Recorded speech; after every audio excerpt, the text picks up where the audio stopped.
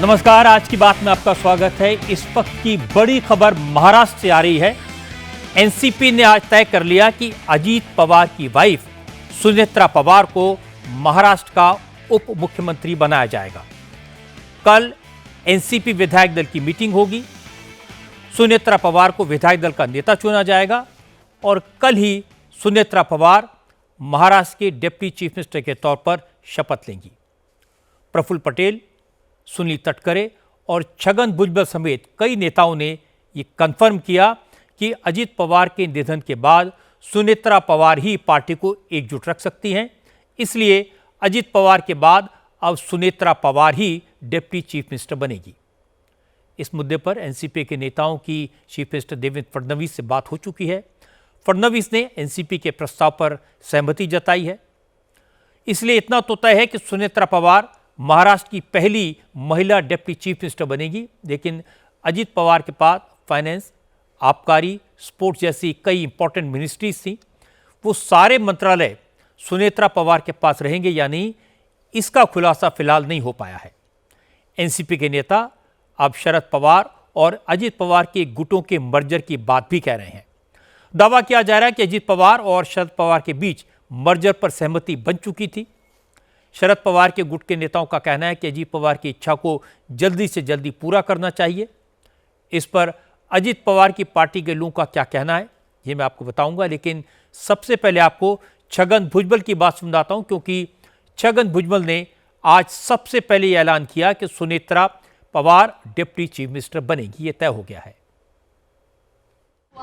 CM साहब से जो है हम लोग गए थे, प्रफुल्ल भाई, तटकरे, मैं और मुंडे, कल भी हम मिले थे उनको रात को। तो टेंटेटिवली जो है कल हो सकता है क्या सब शपथ विधि से लेकर सारी चीजें। तो मुख्यमंत्री ने कहा कोई मुझे प्रॉब्लम नहीं है। अब ये जो है जैसे कि कोई शख्स अगर चल बसता है तो कई बार 3 दिन का जो है दुख मनाते हैं, कई बार 10 दिन, तब तक लोग बाहर नहीं आते या ऐसा मुझे पता नहीं है। और कुछ बात ऐसे कुछ चली है और खुद जो है तटकरे और प्रफुल्ल भाई उसमें ध्यान दे रहे हैं। मगर बहुत करके घंटे 2 घंटे में जो है निर्णय आ जाएगा। असल में अजीत पवार के निधन से जो वैक्यूम हुआ है, एनसीपी के नेता उसे तुरंत भरना चाहते हैं, जिससे पार्टी में, कार्यकर्ताओं में कहीं कोई कन्फ्यूजन ना रहे। इसीलिए कल बारामती में अजीत पवार के अंतिम संस्कार के बाद एनसीपी के सीनियर लीडर्स ने आगे की रणनीति बनानी शुरू कर दी थी। कल रात प्रफुल्ल पटेल और छगन भुजबल ने मुख्यमंत्री देवेंद्र फडणवीस के साथ लंबी मीटिंग की थी। इसके बाद आज सुबह प्रफुल्ल पटेल, छगन भुजबल, सुनील तटकरे और धनंजय मुंडे के साथ फिर से फडणवीस से मिले। करीब 1 घंटे तक बात की। मुख्यमंत्री को यह बता दिया कि एनसीपी अजीत पवार की जगह उनकी वाइफ सुनेत्रा को डिप्टी चीफ मिनिस्टर बनाना चाहती है। अगर संभव हो तो कल ही शपथ ग्रहण भी हो जाए। इस पर देवेंद्र फडणवीस ने तुरंत सहमति दे दी। एनसीपी के नेता चाहते हैं कि जो मंत्रालय अजीत पवार के पास थे एनसीपी के पास ही रहने चाहिए। इस पर मुख्यमंत्री ने क्या कहा, इसका खुलासा एनसीपी के नेताओं ने नहीं किया है। फडणवीस के साथ मीटिंग के बाद प्रफुल्ल पटेल ने कहा कि अजीत पवार के निधन से खाली हुए स्पेस को तुरंत भरना जरूरी है। उनकी पार्टी सरकार का हिस्सा है, इसलिए वो पार्टी की राय मुख्यमंत्री को बताने आए थे। प्रफुल्ल पटेल ने कहा कि अजीत पवार का अंतिम संस्कार कल ही हुआ है, परिवार शोक में है, लेकिन कार्यकर्ताओं की भावना है कि सुनेत्रा पवार ही उप मुख्यमंत्री और पार्टी के विधायक दल के नेता का पद संभालें। हम महायुति के एक पार्ट हैं, पार्टनर हैं। उसमें हमारे नेता अजीत दादा पवार उप मुख्यमंत्री भी थे, विधिमंडल के अध्यक्ष भी हमारे लीडर थे। तो इसलिए हमको भी योग्य निर्णय लेकर वो जगह को भरना है। ये बात करने के लिए हम मुख्यमंत्री से ये आए थे कि हम ये जल्दी से जल्दी ये प्रक्रिया पूरी करना चाहते हैं। और ये भी मैं कहना चाहूँगा, बार बार कहना चाहूँगा कि एक बार उनसे परिवार से बात तो करना पड़ेगा। सुनेत्रा पवार जी का नाम का कोई किसी को विरोध करने का सवाल ही नहीं आता है। केवल पर हम अभी सुनेत्रा पवार जी को मिले, हम बात करें, रिक्वेस्ट करें, उसके बाद मैं आपको कुछ बोलूं तो अच्छा रहेगा। जन भावना और हमारी भावना ये दोनों जोड़ेंगे तो आपको सेम मिलेगी। हमको केवल उनके साथ एक बार बात करने का मौका दीजिए। तुरंत हमको खाली विधिमंडल जो हमारी डिप्यूटी सीएम की जगह है ये भरने की ज़रूरत है, उसको हम केवल जल्दी से जल्दी पूरा करने की प्रक्रिया में है। अब से थोड़ी देर पहले इस मामले में देवेंद्र फडणवीस का रिएक्शन आया है। देवेंद्र फडणवीस ने कहा कि अजीत पवार की जगह किसे डिप्टी चीफ मिनिस्टर बनाना है, इसके बारे में फैसला एनसीपी के नेताओं को करना है। वो जो फैसला करेंगे उसे बीजेपी मानेगी। कोई भी निर्णय जो होगा ये निर्णय राष्ट्रवादी कांग्रेस पार्टी लेगी। राष्ट्रवादी कांग्रेस पार्टी जो निर्णय लेगी हम उसके साथ खड़े रहेंगे, चाहे वो अजीत पवार जी का परिवार हो या राष्ट्रवादी कांग्रेस पार्टी हो। इनके साथ पूरी ताकत के साथ सरकार के रूप में और भारतीय जनता पार्टी के रूप में हम खड़े। Sunetra Pawar deputy chief minister बनेंगी ये तय है, लेकिन पार्टी का अध्यक्ष कौन होगा, पार्टी में और कौन से बदलाव होंगे, संगठन को लेकर ज़्यादा जानकारी हमारे संवाददाता सचिन चौधरी के पास है और सचिन इस वक्त मुंबई से हमारे साथ हैं। सचिन, क्या अपडेट दे सकते हैं आप पार्टी पर, संगठन पर, कार्यकारी अध्यक्ष पर? देखिए रजत जी, सबसे बड़ी बात तो यह है कि अजीत पवार का अगला राजनीतिक जो है उनका वारिस कौन होगा ये तय हो गया, उनके परिवार से ही होगा। सुनीत्रा पवार जो है ये पहली महिला डिप्टी सीएम बनने जा रही है महाराष्ट्र की। कल शाम को 5 बजे उनका शपथ विधि होगा। उसके पहले करीबन 2 बजे जो है एनसीपी अजीत गुट की जो है विधायक दल की बैठक बुलाई गई है विधान भवन में, और उसमें उनको नेता जो है चुना जाएगा, विधानमंडल का उनके पार्टी का नेता चुना जाएगा और इसका पत्र मुख्यमंत्री को सौंपा जाएगा। मुख्यमंत्री जो है राजभवन को पत्र देंगे शपथ ग्रहण के लिए और शाम को शपथ ग्रहण होगा। बहुत सादगी भरा कार्यक्रम होगा, ये बात तो तय होगी। अब रही बात पार्टी की कि पार्टी में कौन जो है राष्ट्रीय अध्यक्ष बनेगा, तो पार्टी में ज़्यादातर लोगों की, प्रफुल्ल पटेल से लेकर सभी लोगों का यही कहना है कि सुनीत्रा पवार ही जो है वो पार्टी की राष्ट्रीय अध्यक्ष भी बने और वो डिप्टी सीएम भी बनी रहे, क्योंकि पवार फैमिली का चेहरा ही जो है पार्टी को और कैडर को जो है संभाल सकता है। उनके बने रहने से जो है कैडर पार्टी के साथ बना रह सकता है। अब इसको लेकर पार्टी में कुछ नेताओं के ये कहना था कि जब सुनेत्रा पवार जो है महाराष्ट्र की राजनीति में आ रही है तो केंद्र में कार्यकारी अध्यक्ष जो पहले से ही है प्रफुल्ल पटेल, वो कहीं ना कहीं जिम्मा संभाले, लेकिन इस पर मंथन हो रहा है। लेकिन अधिकतर लोगों का यही कहना है कि सुनेत्रा पवार ही उस पद को भी संभाले। रही बात अब अजीत पवार के पास जो 3 बड़े मंत्रालय थे, वित्त और नियोजन, finance ministry, sports youth welfare यानी कि खेल मंत्रालय और आबकारी स्टेट एक्साइज मिनिस्ट्री, तो इन मंत्रालयों को लेकर भी मुख्यमंत्री से चर्चा होगी। खास तौर पर फाइनेंस और नियोजन, जो वित्त और नियोजन विभाग है उसको लेकर हो सकता है कि वो डिपार्टमेंट को लेकर कुछ एक्शन किया जाए और वो डिपार्टमेंट खुद मुख्यमंत्री जो अभी तो उनके पास सभी डिपार्टमेंट का चार्ज है अजीत पवार के, लेकिन वो वित्त मंत्रालय को लेकर खासी चर्चा होगी और हो सकता है कि उसमें कुछ बदलाव हो। बाकी डिपार्टमेंट को लेकर एनसीपी को वो विभाग जो है एनसीपी को सौंपे जाएंगे।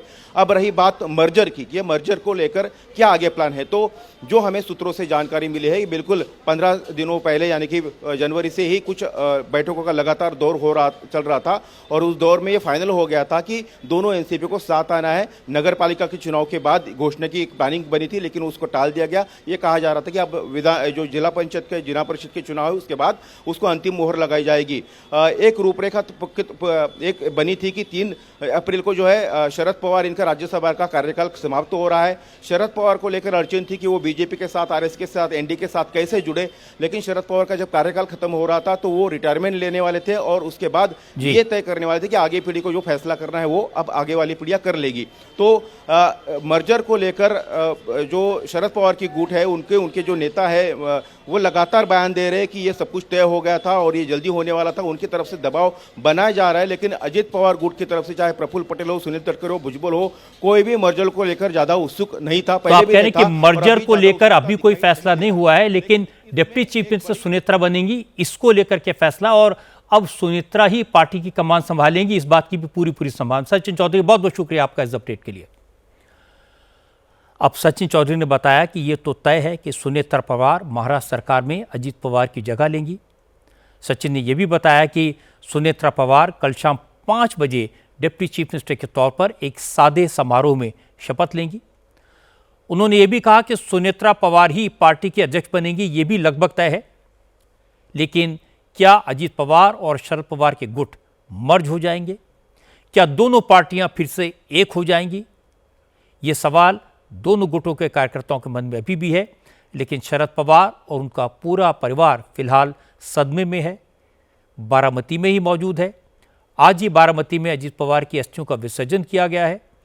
आज सुबह सुबह शरद पवार के साथ अजीत पवार के दोनों बेटे और परिवार के सभी मेंबर अजीत पवार की अस्थियां चुनने विद्या प्रतिष्ठान पहुंचे और इसके बाद बारामती के संगम तट पर पूरे विधि विधान के साथ अस्थि विसर्जन किया। क्योंकि परिवार दुख में डूबा हुआ है, अजीत पवार के निधन को सिर्फ 3 दिन हुए हैं, इसलिए कोई भी नेता पार्टी की आगे की रणनीति के बारे में पवार के परिवार से बात नहीं कर पा रहा है। लेकिन पब्लिकली बयानबाजी शुरू हो गई है। शरद पवार के करीबी अनिल देशमुख ने कहा कि विधायक दल का नेता चुनने, डिप्टी चीफ मिनिस्टर के शपथ ग्रहण की जल्दी ये ठीक नहीं है। अनिल देशमुख ने कहा कि अजीत पवार चाहते थे कि दोनों गुटों का मर्जर हो जाए, इसके लिए शुरुआती बातचीत हो चुकी थी, लेकिन ये दुर्घटना हो गई। इसलिए सबसे पहले अजीत पवार की अंतिम इच्छा पूरी होनी चाहिए। डिप्टी सीएम कौन बनेगा, ये कौन बनेगा, ये वक्त नहीं है, उचित नहीं, वक्त नहीं है। इसके बारे में सब माननीय शरद पवार साहब, हमारी बहनी सुनीत्रा बहनी, बेटे पार्थ पवार, जय पवार, उनके बाकी परिवार के लोग इकट्ठा बैठेंगे कुछ दिन के बाद में, और इकट्ठा बैठ के चर्चा करके किस दिशा में, क्योंकि अजीत दादा की ये दिल से इच्छा थी कि दोनों पार्टी इकट्ठा आना चाहिए, और इस प्रकार की उनके साथ में काफी हमारी चर्चा भी हुई थी, हमारे नेताओं की, हमारी सबकी। जो उनकी अंतिम इच्छा थी, वो अंतिम इच्छा पूरी होना चाहिए, ऐसा सबको लगता है। सबके दिल में ये है कि जो माननीय अजीत दादा की दिल की इच्छा थी, दिली इच्छा थी कि दोनों पार्टी इकट्ठा होना चाहिए, तो उनकी अंतिम इच्छा पूरी। अजीत पवार के करीबी और बारामती के विद्या प्रतिष्ठान के मेंबर किरण गुर्जर ने कहा कि दोनों पार्टियों के मर्जर के लिए बातचीत चल रही थी। पवार परिवार के लोग इस पर चर्चा कर रहे थे। किरण गुर्जर ने कहा अजीत दादा ने उन्हें इसके बारे में बताया भी था। अजीत पवार भी चाहते थे कि पार्टी एक हो जाए, पर ये उनकी अंतिम इच्छा बन गई। हमारी इच्छा है, दादा की अंतिम इच्छा भी यही थी कि होना चाहिए। क्या चाहते थे दादा, क्या चाहते थे आपने भी? सब एक होना चाहिए, सभी परिवार पार्टी सब एक होना चाहिए। जो हो रही थी बात, वो फैमिली, इंटर फैमिली में हो रही थी, और वो पॉजिटिवली हो रही थी, और दोनों तैयार थे। दादा की भी इच्छा थी। हाँ, दादा की अंतिम इच्छा ये, मैं दादा की इच्छा बता रहा था। उन्होंने आखिरी तो मुझे कहा कि अभी एक होना है। इसके बाद शरद पवार की एनसीपी के नेता एकनाथ खड़से ने भी कहा कि दोनों पार्टियों का विलय तय है, ये होकर ही रहेगा। इसीलिए निकाय चुनाव में शरद पवार कैंप के ज्यादातर उम्मीदवार घड़ी के सिंबल पर चुनाव लड़े थे। शरद पवार की पार्टी के एक और नेता राजेश टोपे भी आज बारामती पहुंचे थे। उन्होंने कहा कि अजीत पवार और शरद पवार के बीच दोनों पार्टियों के मर्जर पर सहमति हो गई थी। उस मीटिंग में वो भी मौजूद थे। टोपे ने कहा कि जिला परिषद चुनाव के बाद अजीत पवार इसका ऐलान करने वाले थे। लगभग मर्जर का डिसीजन हो चुका था, अजीत दादा के सामने ही हो चुका था। हम विटनेस है उसके, लास्ट मीटिंग्स भी हो चुकी थी। अभी हम तुतारी के ऊपर बहुत कम जगह लड़ रहे हैं, इसलिए ज़्यादातर घड़ी पे ही हम लड़े हैं। तो ये उनके सभी लोगों के मान्यता से ये सब कुछ हुआ था। सब कुछ सिर्फ अनाउंसमेंट बाकी था, जो जिला परिषद के चुनाव के बाद हो सकता था। लेकिन कांग्रेस और उद्धव की शिवसेना के नेताओं को एनसीपी के मर्जर की बात बिल्कुल अच्छी नहीं लग रही। संजय राउत ने कहा कि अजीत पवार के निधन के 2 दिन के भीतर ही एनसीपी के नेता सत्ता के समीकरण सेट करने में लग गए। किसको क्या पद मिलेगा, इसके लिए मेल मुलाकातें शुरू हो गई। ये संवेदनहीनता है, ऐसा नहीं होना चाहिए। कांग्रेस के नेता विजय वटेटीदार ने कहा कि एनसीपी के नेता जिस तरह मर्जर की बात कह रहे हैं, कहीं ऐसा तो नहीं कि वो अजीत पवार की मौत के पीछे साजिश का इशारा कर रहे हों। अगर ऐसा है तो इस हादसे की जांच होनी चाहिए। तो इसका मतलब कि राजेश टोपे जी इस घटना के साथ में वो बैठक का संबंध जोड़ रहे हैं। अगर ऐसा है तो पूरे एनसीपी ने एक साथ में डिमांड करना चाहिए कि इसके बारे में चौकसी होनी चाहिए। तो किसी को भी हम लोग आरोपी करके कोई ये इंसिडेंस को लेकर खड़ा नहीं करना चाहते। अब लोगों की भावना जो है वो भावनाओं के साथ में सरकार, हम लोग सोशल मीडिया पर देख रहे हैं 80% लोग इस बात को ये कहते हैं कि इसके पीछे कोई षड्यंत्र है। इनकी बैठक हुई थी और एक होने की बात चल रही थी। अब उसी समय अगर अजीत दादा का प्लेन क्रैश होता है तो ये गंभीर मामला है। एक काल की क्रूरता है कि अजीत पवार की चिता की राख अभी ठंडी भी नहीं हुई और उनके उत्तराधिकारी का फैसला करना पड़ा। राजनीति बहुत ही बेदर्द होती है, विवशता है कि कोई जगह खाली नहीं रह सकती, स्पेस को तुरंत भरना पड़ता है। अजीत पवार अपनी पत्नी को राजनीति में लाए थे। अजीत पवार के साय में ही सुनेत्रा ने सियासत के गुर सीखे थे, इसलिए वो डिप्टी चीफ मिनिस्टरशिप के लिए नेचुरल चॉइस हैं। इस मूव का पहला राजनीतिक असर ये होगा कि उद्धव सेना और कांग्रेस के जो लोग उम्मीद लगाए बैठे थे कि दोनों एनसीपी का मर्जर हो जाएगा और मिलीजुली एनसीपी फडणवीस का साथ छोड़ देंगी, अब उल्टा होगा। मिलीजुली एनसीपी फडणवीस के साथ रहेगी, इसीलिए इन विरोधी नेताओं की आशाओं पर पानी फिर जाएगा। अब बात उत्तर प्रदेश की राजनीति की। काशी पहुंचने के बाद स्वामी अविमुक्तेश्वरानंद ने योगी आदित्यनाथ के खिलाफ जंग का ऐलान कर दिया। स्वामी जी ने योगी के सनातनी हिंदू होने पर सवाल उठा दिया। योगी से अविमुक्तेश्वरानंद ने हिंदू होने का प्रमाण मांगा। स्वामी जी ने कहा कि योगी को 40 दिन में यह साबित करना होगा कि वो हिंदू हैं, गाय को माता मानते हैं। पूछा गया इसके लिए योगी को क्या करना होगा, तो अविमुक्तेश्वरानंद ने कहा कि योगी गाय को राज्य माता घोषित करें, गौहत्या और गौ मांस के एक्सपोर्ट पर पूर्ण प्रतिबंध लगाएं। अगर वो ऐसा नहीं करते तो साबित हो जाएगा कि योगी हिंदू नहीं है। असल में आज सुबह अविमुक्तेश्वरानंद के प्रवक्ता ने बताया था कि प्रयागराज का प्रशासन लगातार स्वामी जी के संपर्क में है। उनसे माघ पूर्णिमा के दिन 1 फरवरी को संगम में स्नान करने की विनती कर रहा है। हालांकि दोपहर में स्वामी जी ने प्रशासन की अपील को ठुकरा दिया। उन्होंने कहा वो मौनी अमावस्या को स्नान नहीं कर पाए, इसलिए अब माघ पूर्णिमा को भी स्नान करने नहीं जाएंगे। वो अब प्रयागराज के बजाय लखनऊ जाएंगे। अगले महीने लखनऊ में संत समागम करेंगे और अगर इन 40 दिनों में योगी ने गाय को माता घोषित नहीं किया, गौमांस के एक्सपोर्ट पर पूर्ण प्रतिबंध नहीं लगाया, तो मार्च में होने वाले संत समागम में योगी को नकली हिंदू घोषित कर दिया जाएगा। हमारी ये मांग है कि आप 40 दिन के भीतर गौ माता को राज्य माता घोषित करिए और जो निर्यात हो रहा है गौमांस का उसको तत्काल प्रभाव से बंद करिए, नहीं तो आपको 11 मार्च को आपके लखनऊ में समवेत महात्माओं के द्वारा छद्म हिंदू अहिंदू घोषित किया जाएगा। आप कोई भी शासक होता उसके साथ यही हम व्यवहार करते, लेकिन आपके साथ और ज्यादा होना चाहिए, क्योंकि आप केवल मुख्यमंत्री नहीं हैं, आप अपने आप को गुरु गोरखनाथ, जो गौ माता की रक्षा के लिए ही प्रसिद्ध थे, उन गुरु गोरखनाथ जी के पवित्र गद्दी के वारिस के रूप में अपने आप को निरूपित करते हैं, महंत के रूप में अपने आप को निरूपित करते हैं। इसलिए आपकी ये बड़ी जिम्मेदारी है, आप 40 दिन के भीतर अपने आप को हिंदू सिद्ध करिए और नहीं तो नकली हिंदू घोषित होने के लिए तैयार रहिए। ये हमारा कहना है। अब आज ये तो क्लियर हो गया कि स्वामी अविमुक्तेश्वरानंद के दिल में योगी आदित्यनाथ के प्रति गुस्सा है। उन्हें लगता है कि अगर योगी चाहते तो अफसरों को माफ़ी मांगने के लिए कह सकते थे, लेकिन योगी ने ऐसा नहीं किया। इसीलिए अब वो बार बार सनातन का नाम लेकर, हिंदुत्व की बात करके, गौ माता की बात करके योगी को निशाना बना रहे हैं। आज उन्होंने योगी को कालनेमी, नकली सन्यासी और सनातन विरोधी न जाने क्या क्या कह दिया।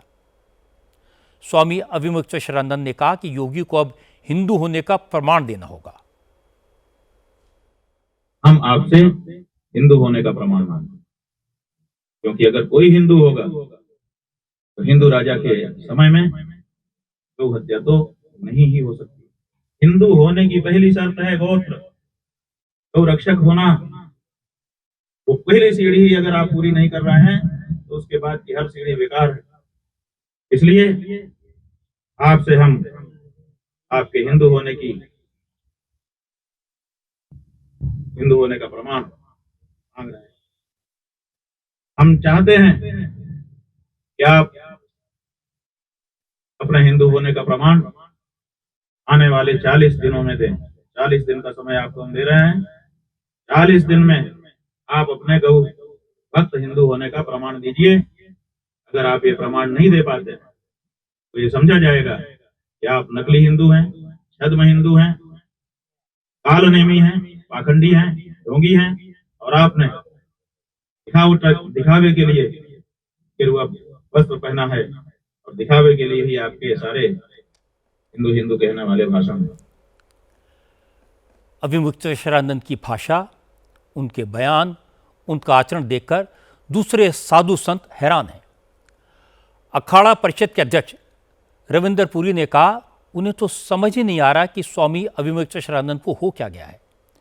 वो साधु संतों की मर्यादा को तोड़ रहे हैं। स्वामी रविंदर पुरी ने कहा कि योगी आदित्यनाथ के खिलाफ अविमुक्तेश्वरानंद ने जिस तरह के शब्दों का इस्तेमाल किया वो कोई शंकराचार्य नहीं कर सकता। संत बड़े परमार्थी शीतल जिनके अंग, तपत भुजाए और की दे दे अपना रंग। संत जो है बहुत शीतल होते हैं, और जो संतों के उच्च पीठ पे बैठा हो, शंकराचार्य जी हो, उनको ऐसे कहना मैं समझता उचित नहीं है। हमने देखा है अभी अभी प्रयागराज में माघ मेला था। माघ मेले में उन्होंने धरना दिया, माघ मेले में उन्होंने सनातन का विरोध किया। और देखिए, मैं समझता हूँ इतने बड़े पद पे बैठ करके ये छोटी हरकतें करना बहुत ओछापन है। और जहाँ 40 दिन वाली बात है, क्या कभी ऐसा होता है कि 40 दिन में आप ये काम करो, नहीं तो आप नकली हिंदू हो गए? ऐसा नहीं होता है, ऐसे सरकारें नहीं चलती है। मैं महाराज जी को कहना चाहूंगा, कृपया ऐसे बयान ना दें, आप बाज आए, यही आपके लिए अच्छा रहेगा। हम आपकी इज्जत करते हैं, आपको शंकराचार्य मानते हैं, कहीं ऐसा न हो कि हमको भी आपके लिए कुछ अनाप शनाप बोलना पड़े, उचित नहीं होगा। अयोध्या में तपस्वी छावनी के पीठाधीश्वर आचार्य परमहंस ने भी स्वामी अविमुक्तेश्वरानंद के आचरण पर दुख जताया। आचार्य परमहंस ने कहा कि अविमुक्तेश्वरानंद जी अपने व्यवहार से, अपनी वाणी से संतों की परंपरा का अपमान कर रहे हैं। अगर उन्होंने अपना आचरण नहीं सुधारा, अपने अहंकार और क्रोध पर काबू नहीं रखा, तो उन्हें शंकराचार्य कौन मानेगा। स्वामी अविमुक्तेश्वरानंद जी भगवा की मर्यादा के विपरीत जा रहे हैं, और वो शंकराचार्य हैं कि नहीं हैं ये हम नहीं जानते हैं, लेकिन साधु भेष में तो हैं।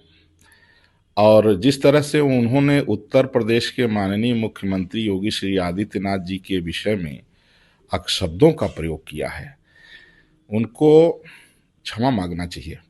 पहले उन्हें खुद क्षमा मांगना चाहिए, इसके बाद उन्हें अपेक्षा करनी चाहिए कि प्रशासन उनसे क्षमा मांगे।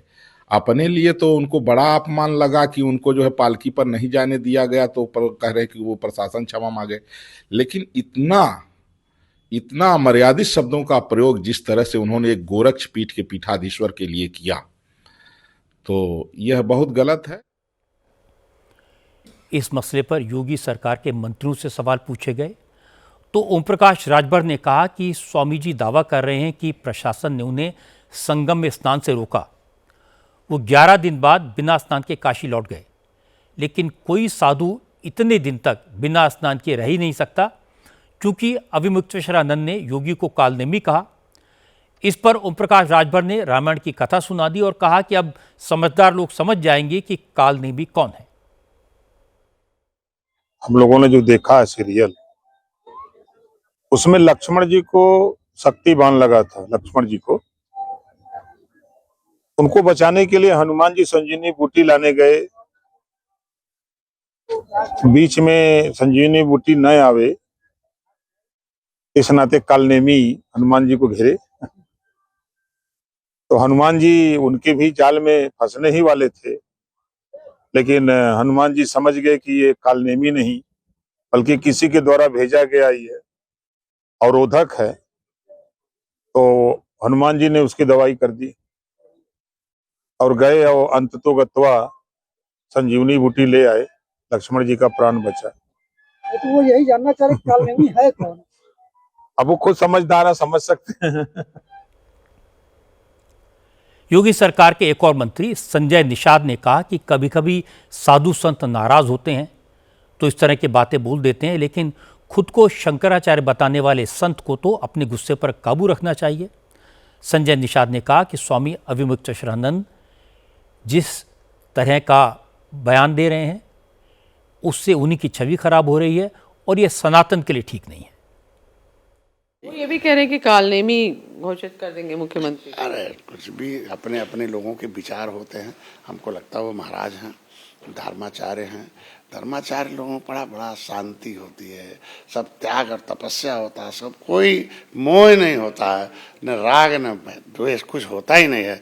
तो मैं चाहता हूँ कि अपने उसी स्वरूप में आए जिस काम के लिए धर्माचार्य हैं, वो किसी दूसरे रूप में न आए। हम तो लगता है कि राग द्वेष को दूर रहना चाहिए। तो मुख्यमंत्री योगी आदित्यनाथ के लिए इस तरह के जो शब्दों का वो इस्तेमाल कर, हमको लगता है ठीक नहीं है। एक सम्मानित हैं, पूजनीय है और उन्होंने उत्तर प्रदेश को सर्वोत्तम प्रदेश बनाया है जिस पे सभी लोग खड़े हैं। हालांकि बीजेपी के नेता इस बारे में संभल कर बोल रहे हैं। आज सुधांशु त्रिवेदी ने कहा कि गौ माता है, इसमें किसी को क्या शक है। गौवध पर पाबंदी भी लगाई गई है, गौ संरक्षण पर भी सरकार ध्यान दे रही है। इसके बाद सुधांशु त्रिवेदी ने कहा कि जो लोग आज सवाल उठा रहे हैं उन्हें यह नहीं भूलना चाहिए कि देश में ऐसे दल हैं जो बीफ पार्टी करते हैं, उनके बारे में भी बात होनी चाहिए। जहां तक हमारी सरकार का विषय है, हमारी राज्य सरकारों ने और केंद्र ने भी यथासंभव इस विषय के ऊपर पूरी संवेदनशीलता के साथ कार्य किया है। परंतु हम यह भी कहना चाहेंगे कि इसी देश में ऐसी पार्टियां भी हैं जिन्होंने सड़क के ऊपर गाय काटकर बीफ की पार्टी की है। केरल में यूथ कांग्रेस के नेता ने सड़क पर बीफ की पार्टी की थी। मुझे लगता है उससे अधिक आक्रोश उसकी तरफ होना चाहिए। और इस देश में ऐसे प्रधानमंत्री भी रहे हैं जिन्होंने विदेश में जाकर स्पेशल टाइप की बीफ फिलिप मैगन की डिमांड की थी in the choice of their preferential choice of food में। तो मुझे लगता है इस विषय के ऊपर हमें बहुत गंभीरता से विचार करना चाहिए और जो भी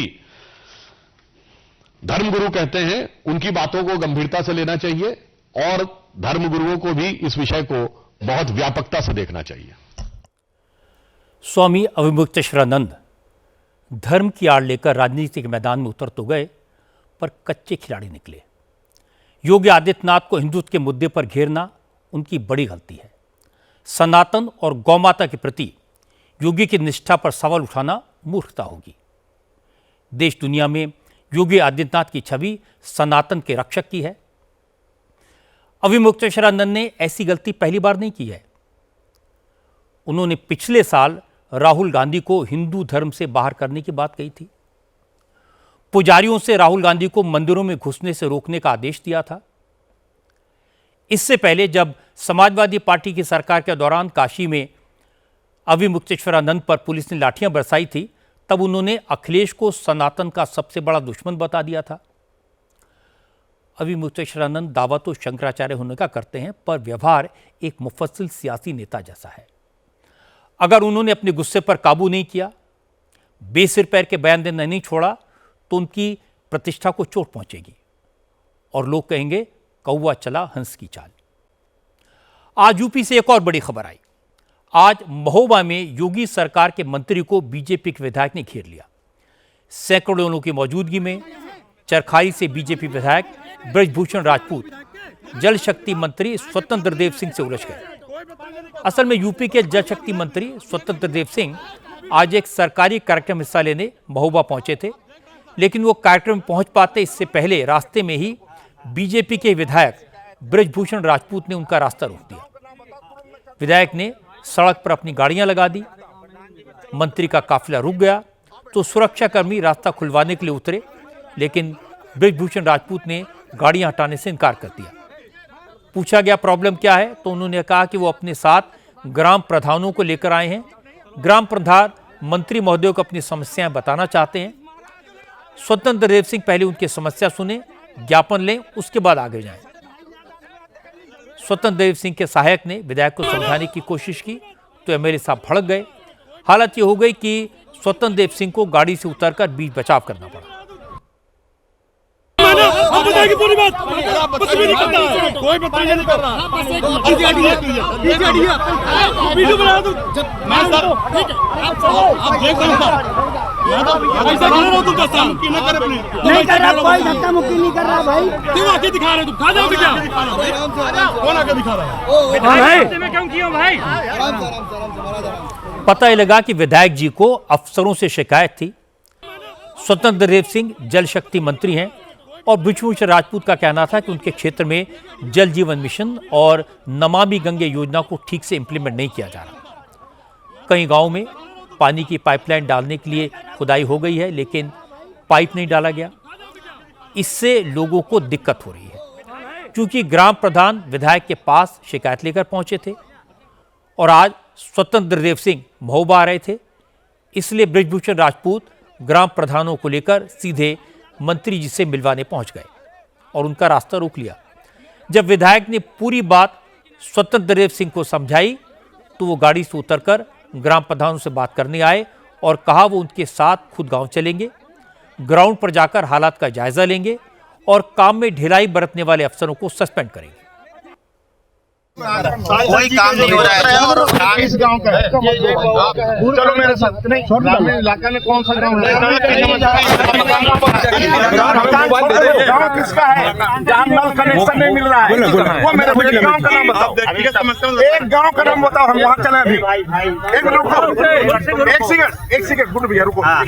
जो गांव की शिकायत है जहाँ पानी नहीं मिल रहा है उस गांव का नाम बताओ, तुरंत मैं चलता हूँ उस गाँव। मैं कार्यक्रम छोड़ के गाँव में चलता हूँ। चलो प्रधान जी आओ बैठो, चलो अरे गाँव चलो चलो मैं चलो 4-5 गाँव में चलता हूँ ना। चलो गाँव चेक कर, चलो गाँव में चलोगे ना?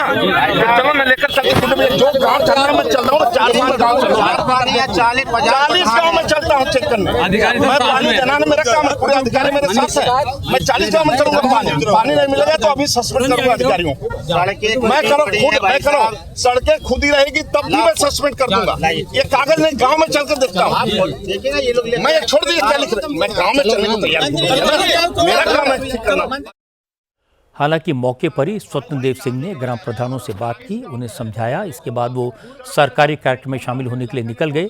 लेकिन इस घटना पर समाजवादी पार्टी ने रिएक्ट किया। अखिलेश यादव ने ट्विटर पर लिखा, पहले तो डबल इंजन की सरकार के 2 इंजन आपस में टकरा रहे हैं, अब डिब्बे भी टकराने लगे। अखिलेश ने कहा कि बीजेपी के विधायक अब अपनी सरकार के मंत्री को बंधक बना रहे हैं। इसका मतलब है कि विधायकों को ग्राउंड पर जनता का गुस्सा दिखाई दे रहा है। 2027 में बीजेपी का जाना तय है। जब ब्रजभूषण राजपूत से पूछा गया कि मंत्री के साथ जो बर्ताव उन्होंने किया क्या वो अनुशासनहीनता है, तो उन्होंने कहा कि जनता की भलाई के लिए लड़ने को अनुशासन तोड़ना नहीं कहते। मेरा बर्ताव अच्छा नहीं लगा हो तो नमस्ते भाई साहब, मैं तो जनता के लिए देखिए भारत जनता के लिए ही चुना गया है। अगर मेरा बर्ताव जिसको अच्छा नहीं लगे मैं क्षमा चाहता हूं, मगर जनता ने मुझे चुना है, मैं जनता के लिए लड़ूंगा। हमेशा जनता के लिए मैं लड़ा हूं और लड़ूंगा। अनुशासनहीनता ये नहीं होती है कि जनता के लिए लड़ना, अनुशासनहीनता दूसरी चीज़ों में आती है। जनता की बात उठाना अनुशासनहीनता नहीं है। नहीं, माध्यम गलत था, बैठ के जैसी बात होती या फिर इस तरीके का भाई साहब आप बताओ, मुझे सिखाइए माध्यम सही क्या है। मैं केवल ये एक नहीं आप मुझे सिखाइए भाई साहब, मैं चाहता हूँ, हो सकता है मैं उम्र में आपसे छोटा हूँ, आप मुझे सिखा दीजिए, मगर मुझे जो सही लगा, जनता के लिए जो मुझे सही लगेगा मैं करूँगा। गलत करना पड़ा गलत करूँगा, सही करना पड़ा सही करूँगा। उसके बाद अब क्या सरकार के खिलाफ मोर्चा खोल रहे हैं? क्या सरकार के खिलाफ ही मोर्चा खोल रहे हैं? सरकार के खिलाफ मैं मोर्चा नहीं खोल रहा, काम कराना है भैया, काम धरातल पे काम कराना है। किसी भी विधायक को अपने इलाके के लिए काम कराने के लिए लड़ने का हक है। पानी का मुद्दा उठाने के लिए बृजभूषण राजपूत ने जो तरीका अपनाया वो थोड़ा गलत था, उनको भी इस बात का एहसास है। लेकिन स्वतंत्र देव सिंह ने हालात को जिस तरह संभाला, ग्राम प्रधानों से बात करके उन्हें 20 दिन में सारी गड़बड़ियाँ ठीक करने का भरोसा दिया, ये एक पॉजिटिव साइन है। अब स्वतंत्र देव सिंह को वादे के मुताबिक मौके पर जाकर हालात का जायजा लेना चाहिए और जो अफसर लापरवाही कर रहे हैं उनके खिलाफ एक्शन भी लेना चाहिए। अब बात असम की राजनीति की। आज अमित शाह डिब्रूगढ़ में थे, यहां उन्होंने असम की नई विधानसभा बिल्डिंग की आधारशिला रखी और इसके बाद एक रैली की। अमित शाह ने कहा कि अब सरकार ऐसे इंतजाम कर रही है कि कोई घुसपैठिया भारत में घुस ही ना पाए और जो पहले घुस आए हैं उन्हें चुन चुनकर निकाला जाए। हालांकि अमित शाह के इस बयान की चर्चा आज कम हुई क्योंकि असम में मुख्यमंत्री हिमंता बिस्वा शर्मा के बयान पर पहले ही सियासत काफ़ी गर्म है। हिमंता ने कहा कि मियाँ को कष्ट देना ज़रूरी है, रिक्शे वाले मियाँ को कम पैसे दो, दुकान पर मियाँ को सामान महंगा दो, तभी ये देश छोड़कर भागेंगे। हालांकि जब बात बढ़ गई, विरोधी दलों ने मियाँ शब्द को पकड़ लिया, आपत्ति जताई, तो हिमंता ने सफाई भी दी। उनके सफाई आपको दिखाऊंगा, लेकिन पहले ये दिखा देता हूं कि ओरिजिनली हिमंता ने क्या कहा था। मियाके तो कष्ट দিব গৈছিল নহয়, গতিকে যোনে যেনেকে পাৰে মিয়া কষ্ট দিয়ক। मियाँ को कष्ट दो, आप भी दो। रिक्शा वाले मियाँ को 5 के बजाय 4 रुपए दो। कष्ट मिलेगा तभी असम से भागेंगे। रात को 9 बजे के बजाय मैं रात के 12 बजे जाऊंगा, जिसकी वजह से मियाँ को कष्ट हो। ये सब कोई मसला नहीं है कि हिमंता बिस्वा शर्मा की पार्टी हमेशा मियाँओं के खिलाफ है। हमने इस बात को कभी नहीं छिपाया कि हम बांग्लादेशी मियाँओं के खिलाफ हैं। पहले लोग इन बातों को कहने से डरते थे कि लोग क्या कहेंगे, लेकिन अब मैं खुद सबका इस बात के लिए हौसला बढ़ाता हूँ कि इन लोगों को परेशान करो, वरना ये आते ही रहेंगे। कल मैं दुलियाजान गया था, मैंने देखा कि मियाँ वहां भी भर गए हैं। आप सब लोग सजग हो जाओ और इनका समर्थन करना बिल्कुल बंद कर दो, वरना आपके घर में ही लव जिहाद हो जाएगा। हिमंता के इस बयान को विरोधी दलों ने मुद्दा बना लिया। दावा किया कि हिमंता मुसलमानों को परेशान करने की खुलेआम अपील कर रहे हैं। AIUDF के अध्यक्ष बदरुद्दीन अजमल ने कहा कि हिमंता इस तरह के बयानों से चुनाव जीतने की कोशिश कर रहे हैं, अपनी कुर्सी बचाने के लिए नफरती बयान दे रहे हैं, लेकिन असम के लोग सेक्युलर हैं, हिमंता की इस चाल में नहीं फंसेंगे। हेमंत बिस्वा शर्मा साहब, आप अपने ये वापस दीजिए, नहीं तो इस मर्तबा आसाम के मियाँ लोग आपकी नाव पलट देंगे। वो किसी से घबराते नहीं है, लेकिन बोलो मियाँ के बद्दुआ से करो। आप भी एक जमाने में मियाँ के घर में खाए हुए हैं, हर किस्म का गोश्त आपने खाया मियाँ के घर में, आपको बड़ा मजा आता था। आज आप सत्ता के लिए मुसलमानों को गाली देते हो। किसी भी जाति का ऐसा अपमान मत करो। आपके गद्दे ज्यादा दिन के नहीं है। मियाँ मुसलमान कितना खतरा है, ये आप लोगों के पास रिकॉर्ड है, गवर्नमेंट ऑफ इंडिया के पास रिकॉर्ड है। अचानक एक आदमी अपनी सत्ता के लिए मियाँ को अगर दुश्मन बनाएगा तो ये सारी दुनिया देख रही है। दुनिया आंखें बंद नहीं की, दुनिया अंधी नहीं है।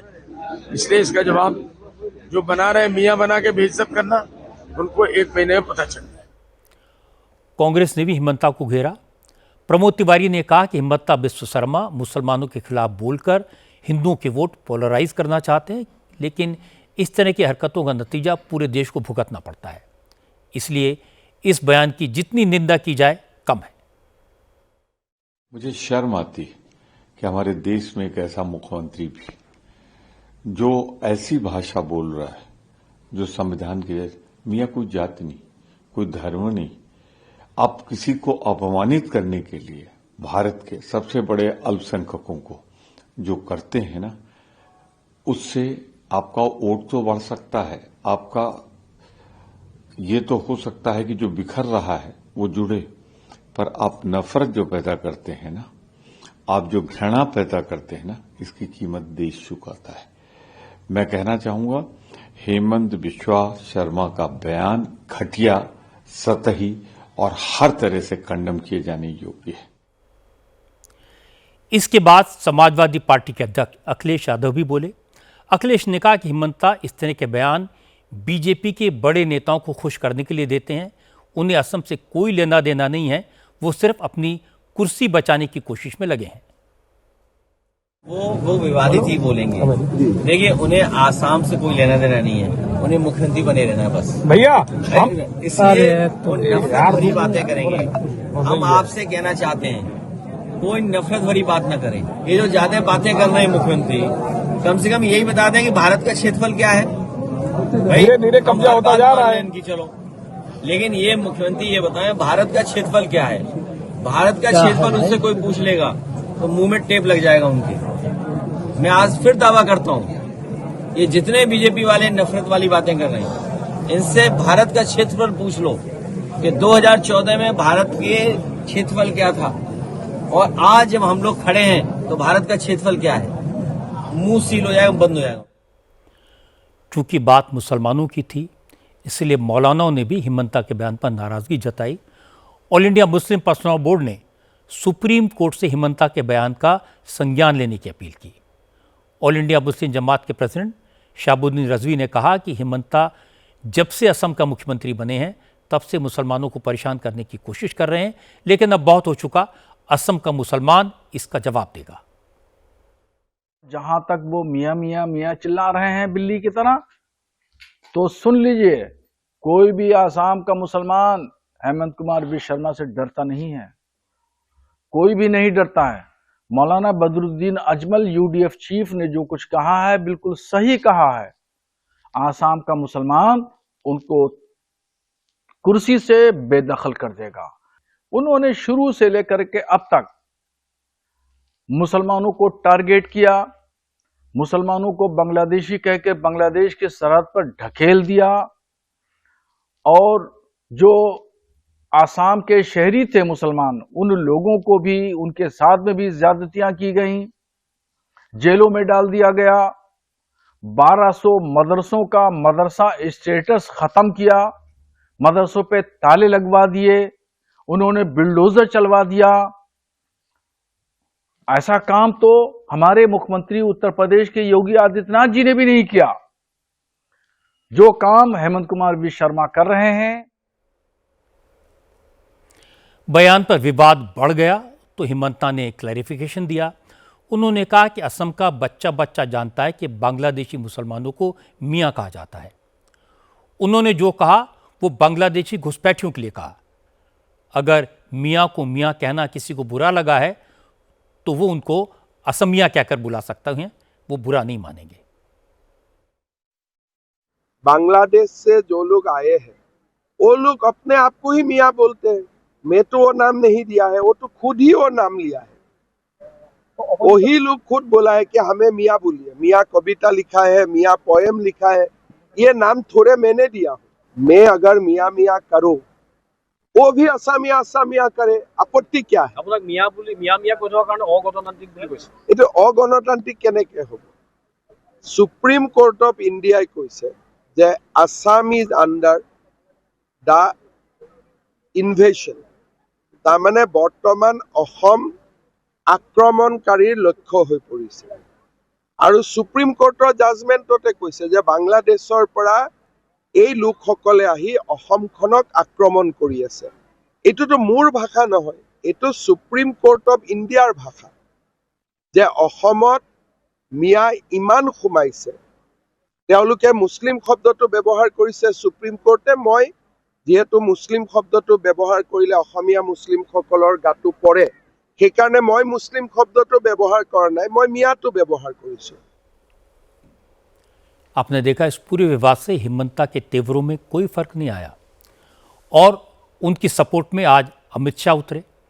डिब्रूगढ़ में अमित शाह ने कहा कि बांग्लादेशी घुसपैठिए असम के लोगों का हक मार रहे हैं, इसलिए बीजेपी सरकार घुसपैठियों को खोज खोज कर देश से बाहर निकालेगी। कांग्रेस पार्टी ने असम को घुसपैठ कर अपनी वोट बैंक की राजनीति से सत्ता प्राप्त करने का घुसपैठियों के माध्यम से एक हथियार बनाया था। मैं बधाई देना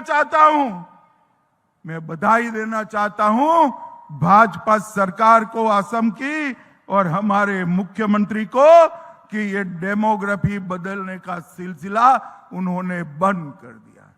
1,26,000 एकड़ भूमि बांग्लादेशी घुसपैठियों से मुक्त कराने का काम ये भारतीय जनता पार्टी की सरकार ने। और मैं आज असम की दूसरी राजधानी की भूमि पर वादा कर जाता हूं, हेमंत जी के नेतृत्व में यहां पर तीसरी बार भाजपा सरकार बना दो, एक एक घुसपैठियों को चुन चुन कर असम के बाहर हम निकालेंगे। जनसांख्यिकी का जो परिवर्तन है, इसको अगर आपने रोका नहीं तो असम आने वाले दिनों में बहुत दिक्कत में आएगा। और जनसांख्यिकी का परिवर्तन, घुसपैठियों को रोकने का काम केवल और केवल भारतीय जनता पार्टी कर सकती है और कोई नहीं। हिमंता बिस्वा शर्मा की लाइन क्लियर है, उन्हें मियां को मियां कहने और कष्ट देने में कोई प्रॉब्लम नहीं है।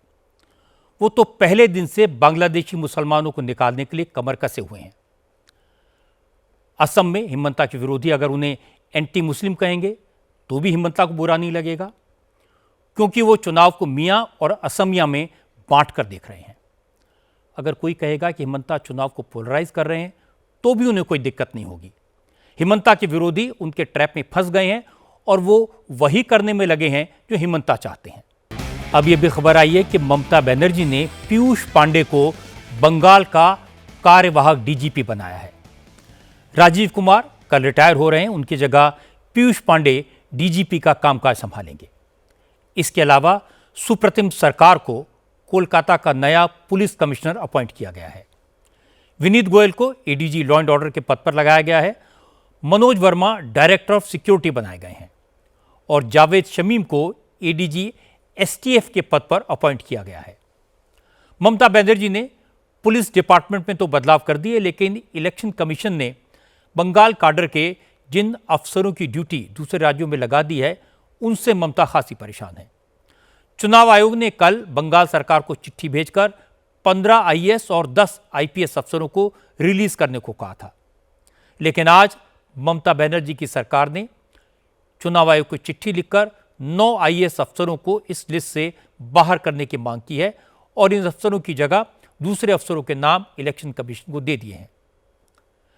कल मैंने आपको बताया था कि इलेक्शन कमीशन ने पश्चिम बंगाल सरकार को 3-3 चिट्ठियां लिखकर 15 आईएएस और 10 आईपीएस अफसरों के नाम मांगे थे, जिन्हें सेंट्रल ऑब्जर्वर अपॉइंट किया जाना था, लेकिन दीदी ने एक भी चिट्ठी का जवाब नहीं दिया। इसके बाद इलेक्शन कमीशन ने खुद ही ममता बनर्जी के favourite home secretary Jagdish Prasad Meena, minority affairs और मदरसा एजुकेशन के सचिव पीबी सलीम, हावड़ा और आसनसोल के पुलिस कमिश्नर समेत 25 अफसरों को सेंट्रल ऑब्जर्वर के तौर पर अपॉइंट कर दिया और 5 फरवरी को दिल्ली में रिपोर्ट करने का आदेश दिया। इस फैसले से ममता परेशान हो गई और 24 घंटे के भीतर ममता ने चुनाव आयोग को जवाब भी दे दिया और अफसरों के नाम भी दे दिए। लेकिन बीजेपी ने इसे इशू बनाया। दिलीप घोष ने कहा कि टीएमसी नहीं चाहती कि एसआईआर का प्रोसेस ठीक से पूरा हो। ममता सरकार और उसके अफसर बंगाल में गड़बड़ी कर रहे हैं, वो फर्जी वोटर्स को बचाना चाहते हैं। कई अफसर ममता की साजिश में हिस्सेदार हैं। इलेक्शन कमीशन का अधिकार है और जैसे चाहे जिस ऑफिसर को चाहे वो काम में लगा सकते हैं, क्योंकि स्टेट गवर्नमेंट नहीं चाह रही कि एसआईआर ठीक ठाक हो, कंप्लीट हो, और वो अभी भी उसमें जो फॉल्स नाम है लाखों की संख्या में, वो ना छूटे, उसको ऐसे रहने दिया जाए जिसका आधार पर वो जीतेंगे। इसीलिए उनके कर्मचारी, यहाँ जो समस्या बंगाल में हो रहा है, राज्य सरकार की जो कर्मचारी हैं वो सारे बीएलओ से लेकर डीएम तक सभी लोग ये समस्या में युक्त हैं और ये साजिश टीएमसी कर रही है, ये लोग भी उसी का भाग है। मैंने तो कल ही आपसे कहा था कि ममता बनर्जी इस बात को कतई बर्दाश्त नहीं करेंगी कि इलेक्शन कमिश्नर उनके अफसरों को सेंट्रल ऑब्जर्वर बनाए, उनसे बिना पूछे दूसरे राज्यों में भेजे। इलेक्शन कमीशन ने भी चुन चुनकर ममता के फेवरेट अफसरों को अपॉइंट किया, तो टकराव तो होना ही था। अब इन अफसरों के सामने बड़ी मुश्किल है। उन्हें इलेक्शन कमीशन ने मीटिंग के लिए दिल्ली बुलाया है, ममता उन्हें जाने नहीं देंगी और इलेक्शन कमीशन छोड़ेगा नहीं। एक तरफ कुआं, दूसरी तरफ खाई। यूजीसी एक्ट पर सुप्रीम कोर्ट के स्टे के बाद सवर्ण वर्ग के स्टूडेंट्स ने राहत की सांस ली है। प्रोटेस्ट खत्म हो गया है, लेकिन अब लेफ्ट पार्टीज ने सुप्रीम कोर्ट के आदेश के विरोध में प्रदर्शन शुरू करके फिर से विवाद पैदा करने की कोशिश शुरू कर दी है। सुप्रीम कोर्ट का फैसला आने के बाद कल रात जेएनयू कैंपस में यूजीसी एक्ट के सपोर्ट में लेफ्ट पार्टी से जुड़े स्टूडेंट्स ने रैली निकाली और भड़काऊ नारेबाजी की। ब्राह्मणों के खिलाफ नारे लगाए, ब्राह्मणवाद का पुतला जलाया। वामपंथी छात्रों ने कहा कि ब्राह्मणवाद के खिलाफ नारे लगाने में कुछ भी गलत नहीं है, क्योंकि ब्राह्मणवाद कोई जाति नहीं बल्कि आइडियोलॉजी है।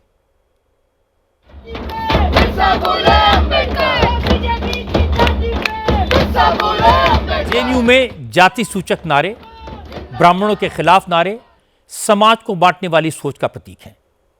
भारत तेरे टुकड़े होंगे इंशाअल्लाह इंशाअल्लाह के विचार का एक्सटेंशन है।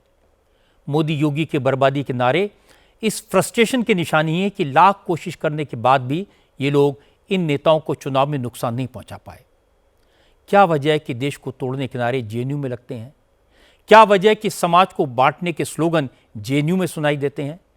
क्या जेएनयू देश विरोधी ताकतों की पनाहगार बन गया है? आज की बात में इतना ही। मेरी आपसे अगली मुलाकात कल रात 10 बजे होगी आपकी अदालत में, जहां मेरी मेहमान होगी 6 time world champion boxer Mary Kom. आपकी अदालत में मैरी कॉम ने बताया कि उन्होंने अपने हस्बैंड को डिवोर्स क्यों किया। उन्होंने कहा कि उनका एक्स हस्बैंड कोई काम नहीं करता था, उनकी कमाई खाता था, उनके बैंक खातों को खाली कर रहा था, इसलिए उन्होंने उसे छोड़ दिया। मैरी कॉम के साथ आपकी अदालत के स्पेशल शो कल रात 10 बजे। आपकी अदालत में वर्ल्ड चैंपियन मैरी कॉम। मैरी, आपसे उस आंसू के बारे में पूछना चाहता हूं जो आपने छुपा के रखा। सफल होने के बाद, बड़ा बनने के बाद आपने अपने हस्बैंड को डिच कर दिया। उसने चीट किया, डिच किया। उनका सक्सेसफुल करियर छोड़ के वो घर और बच्चों को संभालते रहे, अपने लाइफ सेक्रीफाइस करते रहे। इतना झूठा इंसान है ना। लास्ट 2 ईयर से मैं छुपा के रखा, सच बताने आया हूँ आज। World boxing champion Mary Kom आपकी अदालत में इस शनिवार रात 10 बजे।